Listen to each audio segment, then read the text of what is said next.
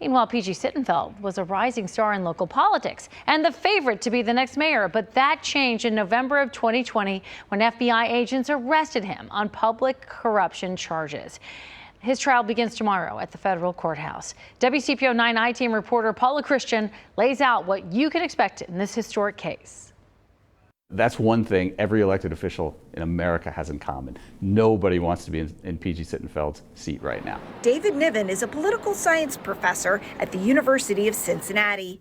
He says the outcome of Sittenfeld's trial could impact how politicians nationwide raise campaign money in the future. This is not a case strictly about him and a couple of developer deals. This is a case about the way American politics works. Sittenfeld accepted $40,000 in campaign donations from two undercover FBI agents who were posing as developers.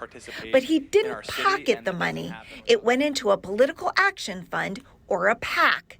Sittenfeld says he did nothing wrong, but prosecutors say he promised to, quote, deliver the votes on a deal for Convention Place Mall downtown in exchange for those donations, which they say is illegal. There was a scheme to bribe the citizens of Cincinnati by corruptly soliciting $40,000. Then U.S. Attorney David DeVillers announced Sittenfeld's indictment at this press conference in November of 2020.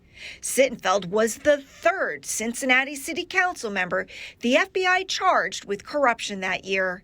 Tamaya Denard pleaded guilty and was recently released from prison. And Jeff Pastor is awaiting trial. This was a culture of corruption, said Chris Hoffman, who was then head of the FBI's Cincinnati office. They've been pushing down on the people of Cincinnati and standing on their backs and lining their pockets. But that's not how Ken Katkin, a Northern Kentucky University law professor and an acquaintance of Sittenfeld, sees it. Katkin specializes in election law. I think if Sittenfeld did every single thing that he's accused of doing, that's not a crime. Politicians are allowed to raise money, and they can support development deals, but they can't do both at the same time. It is legal to do things. It is legal to take money. It is not legal to do things for money. This trial will expose how business at City Hall really gets done and how local politicians raise money, which experts say could be shocking to the public, even if it's not illegal. For people who don't see that every day, there's kind of an inherent sense that that's not quite right. Jury selection begins here tomorrow at the federal courthouse downtown. Cameras are not allowed inside, but it is a large courtroom for anyone who'd like to watch testimony in this historic case for themselves. Reporting from downtown, Paula Christian, WCPO 9 I-Team.